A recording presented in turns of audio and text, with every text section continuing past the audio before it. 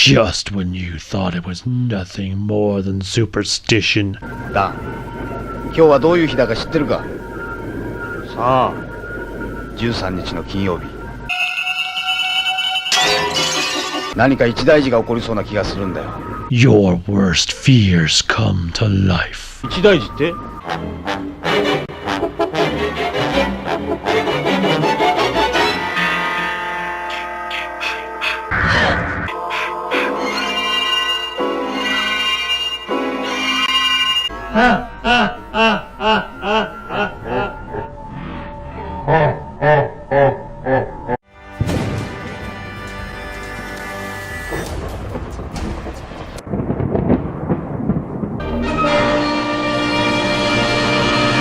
？Welcome, I'm the Kaiju no Kami, and today I'm going to talk about the third entry into the Ultra series, Ultra 7. Eiji Tsuburaya had taken Ultraman as far as he felt he could despite the television studio, Tokyo Broadcasting Services, or TBS for short. No, not that TBS. Requesting another batch of episodes. Accordingly, an agreement was made between the two studios to create a successor series. This series would go through multiple identities, from being about a team of astronauts in a plot similar to Toho's The Mysterians called Ultra Garrison to another superhero-esque show known as Ultra Eye. In time, these two ideas would merge into one, becoming the core basis as to what would eventually be titled Ultra 7. However, was Ultra 7 just a reskin clone of Ultraman, or did it have the willpower to be its own show?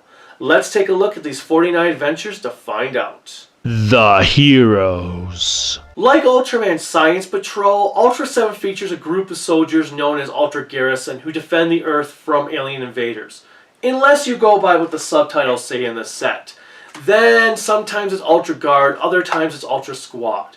Due to this constant mix-up and the fact that the booklet calls them Ultra Garrison, which is what the name translates to, that's what I'm going to go with for this review. This time around, Ultra 7 is as much a part of the show as the rest of the characters, so I'm going to begin by talking about him. To start, Ultra 7 was observing Earth when he rescued a courageous man who had fallen off a mountain during a climb, and decided to borrow that man's look and spend time living amongst the planet's inhabitants before joining Ultra Garrison, calling himself Dan Moriboshi.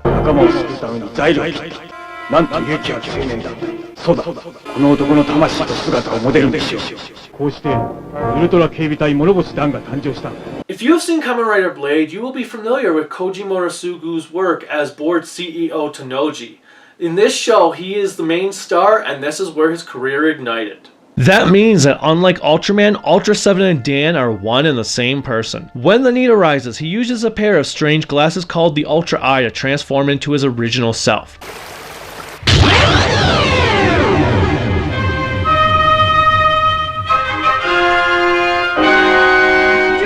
While this is a neat idea, this concept is nothing more than a gimmick to stop him from being able to transform at any given time, as the show will often have him either leaving the Ultra Eye behind by mistake, or the adversary of the episode stealing it. There are 2 episodes in a row where the villains steal his Ultra Eye, making you question why he would even need this in the first place. Wouldn't it be too much of a burden to have to constantly keep an eye on his transformation device?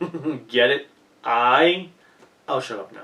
Why not just make it be a button on your body or something? Yeah, I know the world is being destroyed, but I'm sorry I can't help. I don't remember where I put my transforming device. Oh, and I also should mention that originally Tsuburaya wanted to make Ultra 7's costume blue instead of red.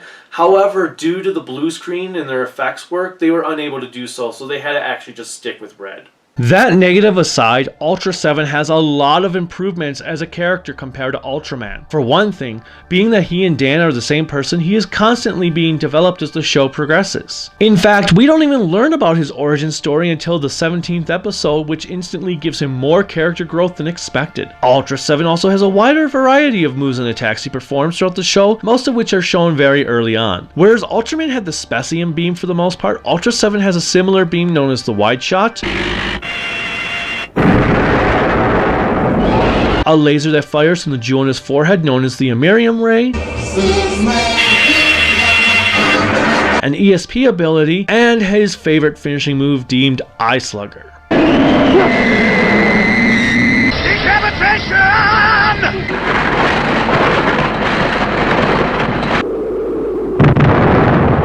This attack is what really sets him apart from the other Ultramen because he loves chopping his enemies to pieces, making him one of the most bloodthirsty of his brethren. There is one episode where the monster's body is too strong to be cut to pieces by the attack, so 7 first rips the monster's arm off Quan Chi style,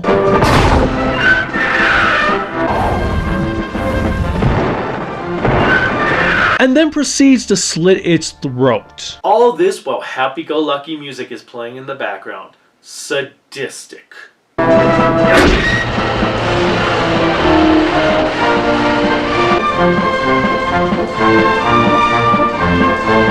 Another upgrade compared to Ultraman is that Ultra 7 does not have a color timer. It isn't until halfway through the series that we learn that he's empowered by the sun, so his energy is almost limitless. There's only an incident or two where the alien menace tries to use it against him, but for the most part, he is golden as far as energy goes. 寒さと戦うため著しくエネルギーを消耗したウルトラセブンには戦闘能力が高い。セブンは残り少ないエネルギーで太陽の近くまで飛びエネルギーを補充しなければならなかったのだ。Thankfully, because of the way the show is executed, he never feels invincible or overpowered in the same manner Ultraman had. As such, giving him a time limit was irrelevant. Lastly, Ultra 7 has his own trio of monsters known as Capsule Monsters. ウィンダム頼むぞ。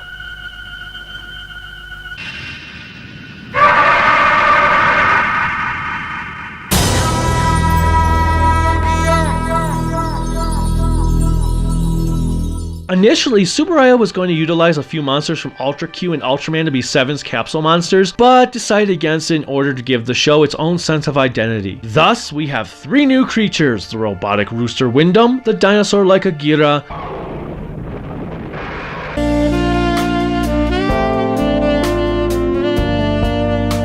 and the, whatever that thing is supposed to be, Miklas.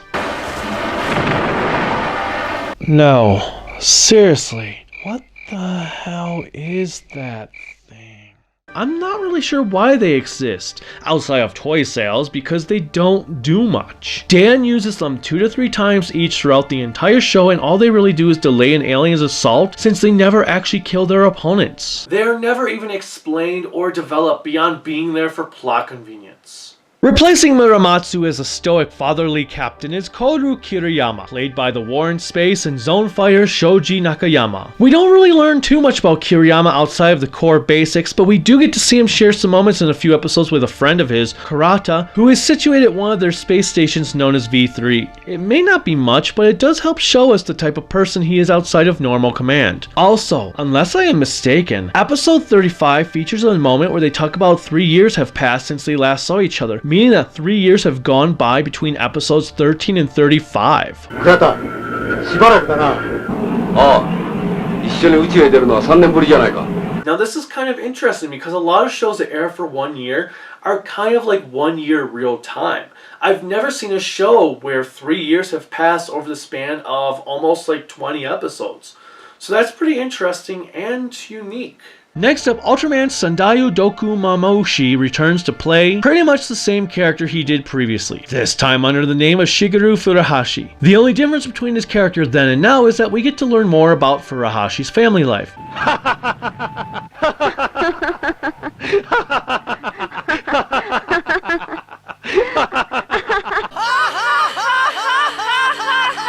We meet his sister and mom in one episode and learn that he was a farmer before joining Ultra Garrison. 母さんどうしても兄さんに牧場継いでもらいたいのよ。あんなウルトラ警備隊なんか。あんな? This area is just one of the many improvements made over Ultraman as we actually get to learn more about the characters themselves. Now granted, it may not be much at times, but considering that Ultraman didn't have any development whatsoever, even 1 minute of development is a vast improvement. Shinsuke Uchiha's Soga acts as the team's dead-eyed marksman. While Furuhashi might also be able to shoot a lot of weapons with pinpoint accuracy, no one is a superior shooter to Soga.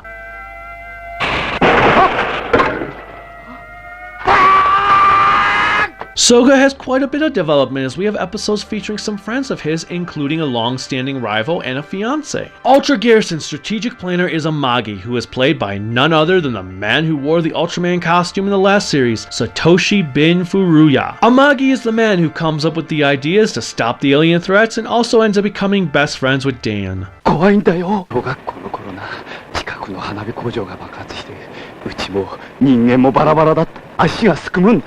That's disgusting. Last but not least is the woman with the ever-changing hair lengths, Anne Yuri, played by Yuriko Hishimi. No, seriously, what is up with her hair? Sometimes it's really long, then really short, back to being long, then short again, and then long again. It doesn't make any sense.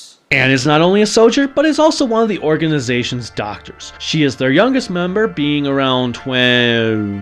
いやこれは失礼。 Well, it doesn't matter what her age is. Compared to Akiko and Ultraman, Anne is a much improved character. She gets to go out on the vast majority of the missions, she can hold her own. Burn,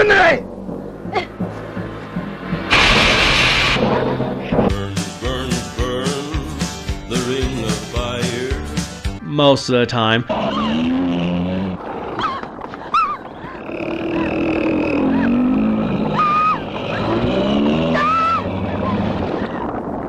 And she clearly has feelings for Dan. Thankfully, because Ultra 7 is a much more serious show compared to Ultraman, there are also no children allowed to be part of Ultra Garrison. Oh no, how horrible.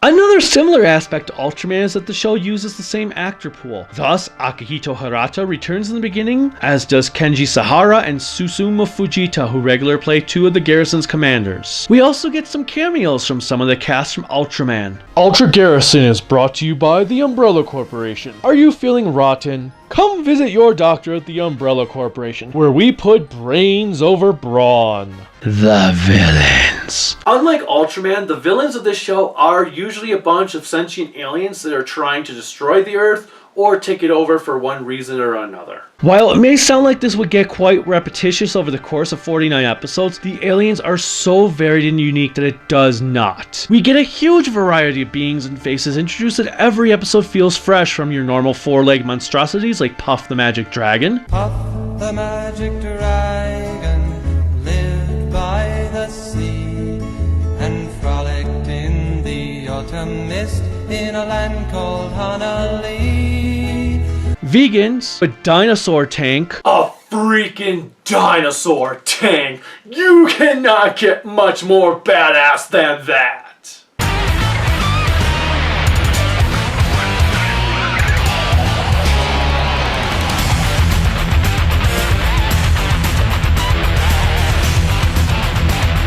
a spider-like thing, a face hugger, a ship called Iron Rocks,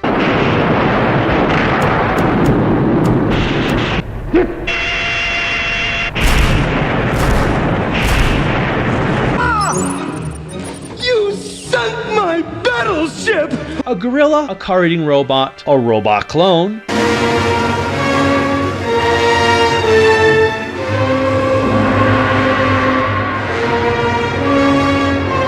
and what must be the alien cousins of Alvin, Theodore, and Simon.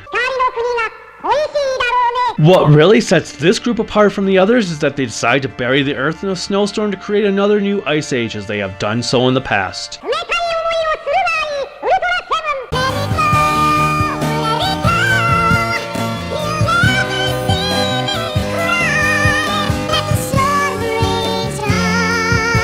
This storm blocks out Ultra 7's ability to gather energy from the sun, making his struggle even more chilling. Thank you. I'm here all night. Yay! Some of my favorite antagonists are featured in some of the series' best episodes, such as Metron. He looks like a fish with a really notable color scheme to go with his deviant plot to take over the world. King Joe, a robot sent to Earth by the alien race known as the Pendans, is pretty awesome too. You are not compatible. You will be deleted. Delete. He is compiled of 4 separate machines that combine to form one giant robot that kicks Seven's ass. Form feet and legs. Form arms and body. And I'll form the head. My third favorite creatures are the vampiric looking Bottle, who star in an episode that feels like a classic horror film. あれを奥さんの上に落としてみようか。それともあの手すりを折るか。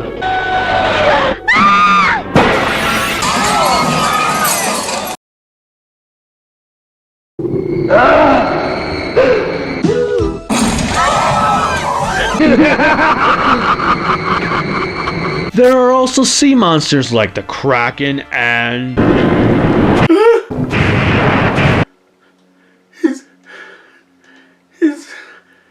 Is that a giant kappa?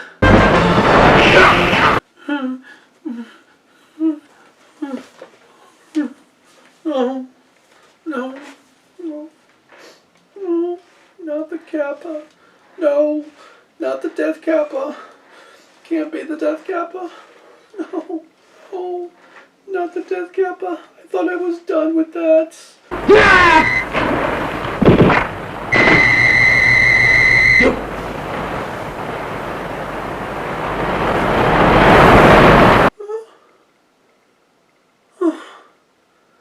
It's over.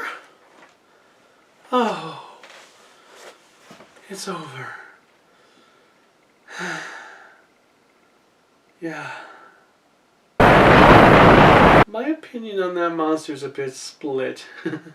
Half of me wants to like him, but the other half is kind of scared. Overall, there is so much variety in the villains department that you will probably find your own favorites. Of course, the downside to them being present for only one story is that when you do find a favorite, you will wish they were in the show a lot longer. But hey, you know what? At least a lot of them show up in the other Ultra series. Except hopefully that Kappa doesn't. The effects and music. If you watched my review for Ultraman, you will know that I found the effects in that show to be quite impressive for the time. It is no different in Ultra 7, only sometimes it's better. A lot of the faults I had with the first show are either completely gone here or downgraded quite significantly. Sure, there is no way to really hide wire work 100% in these type of shows, especially when HD was not even a consideration back then, so it would be unfair to take points away for that.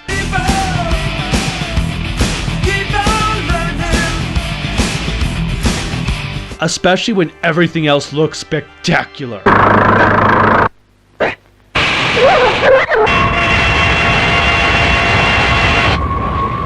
There are only a couple of monsters that look a tad goofy or rubbery in the same manner of Kamakajira, such as the Gilodorus and Pandan. Fortunately, it's not often, and the designs of these monsters tend to overshadow the budget they provide. I think the worst moment from an effects perspective comes to a fight between Ultra 7 and the Borg. I am Locutus of Borg.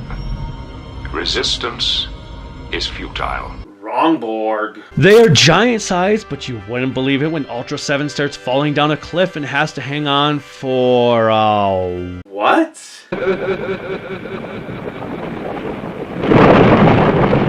One of the biggest highlights for me is just how much effort went into the camera work. Ultraman had some notable areas where the cinematography was outstanding, but here, almost the entire show is shot in some glorious manner. The fight with Metron in episode 8 is filmed with a rich sunset background, making it one of the most memorable fights. The camera work in episode 43 is equally impressive, as there are a lot of close-ups on faces that make you as confused as our heroes.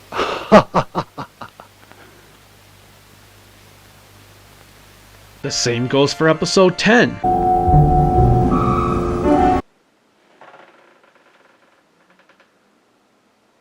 There is also an episode where a brown or green filter is used during a few scenes. Add the camera work to the same amount of detail and effort that went into the miniatures of Ultraman, and you have one of the most remarkable looking shows out there. And from the 60s, no less. Oh, and let me not forget the incredible work that must have gone into this fight against Nars.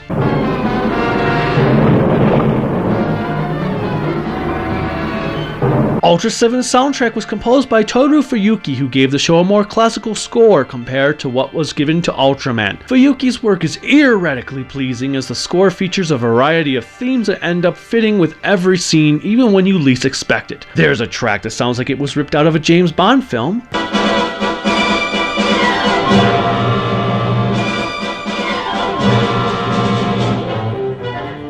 One that I could swear was used in Demon Souls.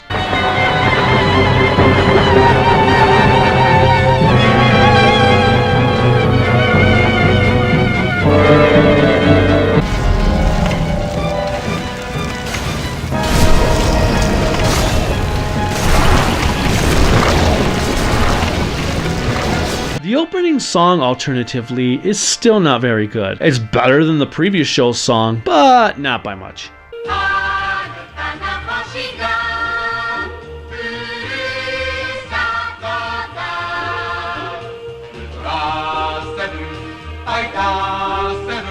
The episodes. One of the best things about this show is how speckled the episodes are in their execution. There is no set formula here as there was in Ultraman, and they used a wide variety of genres to tell their stories. Hell, sometimes Ultra 7 might not even fight a giant monster or even the alien menace at all. Sometimes Dan simply transforms to save another person or get himself out of a situation, and that is it. He also doesn't instantly become a giant when he transforms, for he can fight as human-sized. In addition, he can even shrink in order to destroy a creature that has infiltrated the circulatory system of a human. Fucking bubbles!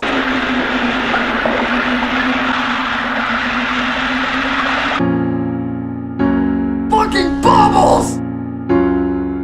This leaves the viewers excited because they do not know how everything is going to pan out, especially since sometimes one may not end in the same manner as you would expect. It also helps that a lot of episodes give rise to social issues. There is one episode where Ultra Garrison has made a nuclear missile to protect the Earth, which upsets Dan while everyone else celebrates this new power to keep their planet safe. 地球は狙われているんだ。その時のために侵略者は超兵器に対抗してもっと強烈な破壊兵器を作りますよ。我々はそれよりも強力な兵器をまた作ればいいじゃないか。血を吐きながら続ける。They test run the missile on what they believe to be a dead planet only to create a monster that attacks the Earth. There is another episode where an alien civilization is on a collision course with Earth, so Ultra Garrison prepares to destroy the ship while one of the aliens is sent to Earth with orders to blow up the planet before they are killed. 僕は見たんだ。ペガスタの最後。なんていうことをするんだ。Finally, there's one with these aliens living in the ocean, and they claim that humans invaded the world thousands of years ago, taking the land for their own, and now they are upset believing mankind wants to take the oceans too.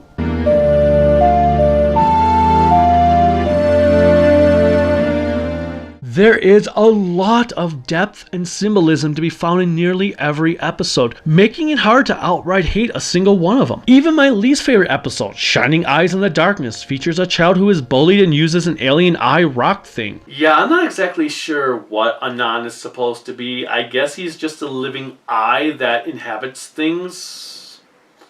To get revenge on his peers.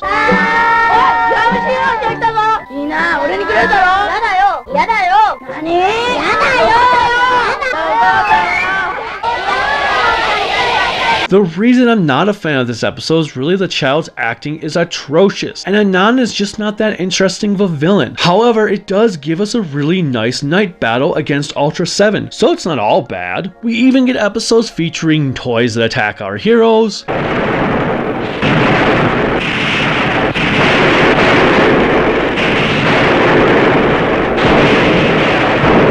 moving cities. It is time for our experiment to move into a final phase.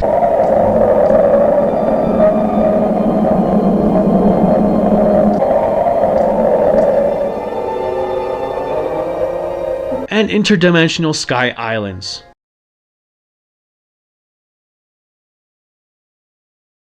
Anne, 僕だ。ダン、どこにいるの？Did anyone see the movie Tron? No. No. No. No. No. No. No. No? No. No. No. Yes. I mean, no. No. There are so many episodes that I just downright adored. The first of them being The Cursed Town, which features Metron, who is poisoning cigarettes with hallucinogens to make people go crazy.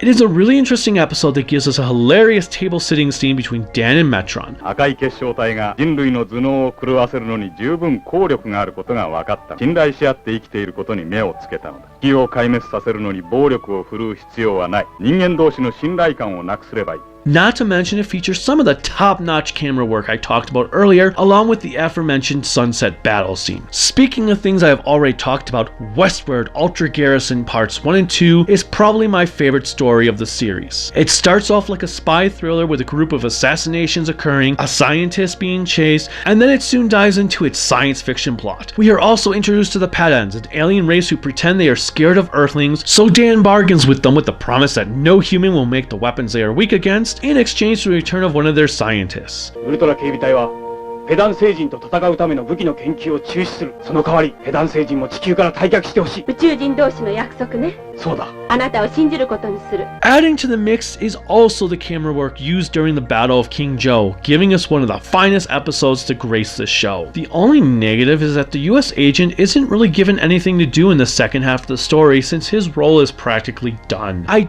do need to mention that there was an episode of the show that had been banned in Japan since the early 70s. Apparently, people got offended by its alien invaders being similar to nuclear bomb survivors, so it has been all but erased from existence. While the episode plot is weirder than normal, it does feature another glorious sunset battle.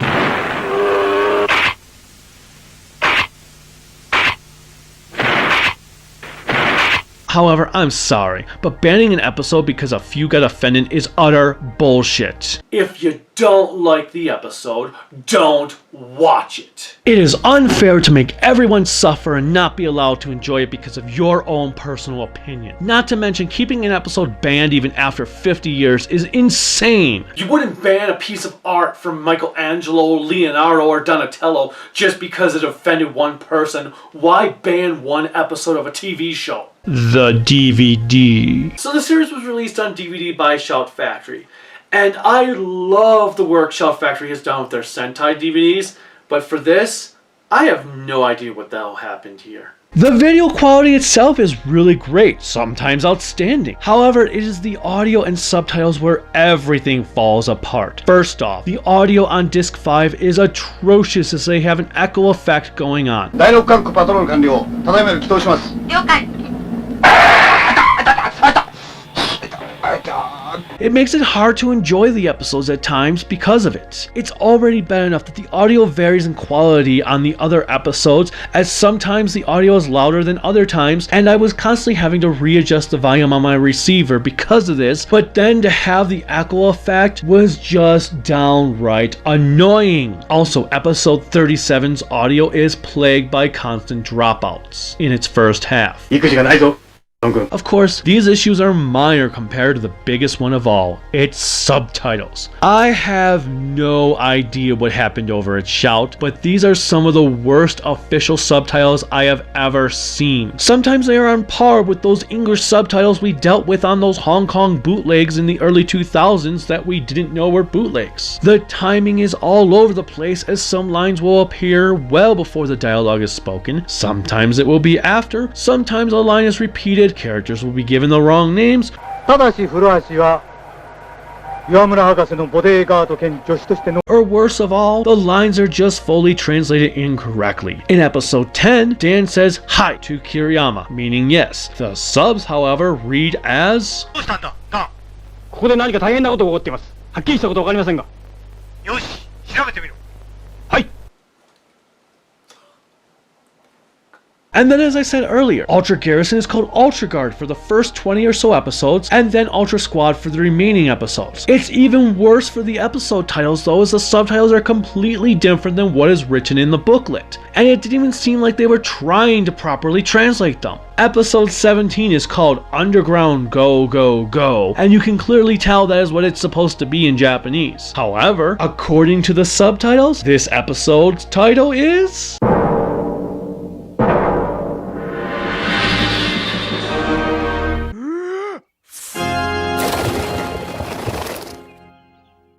Dear Lord, that's the loudest profanity I've ever heard. Overall, Ultra 7 is an outstanding show that improves upon everything that came before it, while also keeping it its own thing. Every episode has so much depth and detail to it that you really can't hate a single one of them. Even the weaker episodes have some type of strong message or film technique that makes them truly thrilling to watch. As such, it is my pleasure to give Ultra 7 a 5 out of 5 grown-ups in Spandau rubber. There is a reason why Ultra 7 has not only just appeared in a plethora of the succeeding Ultra shows, being given his own child, but why he has also spawned his own spin-offs and sequels. This is not one show to be missed. Until next time, bye.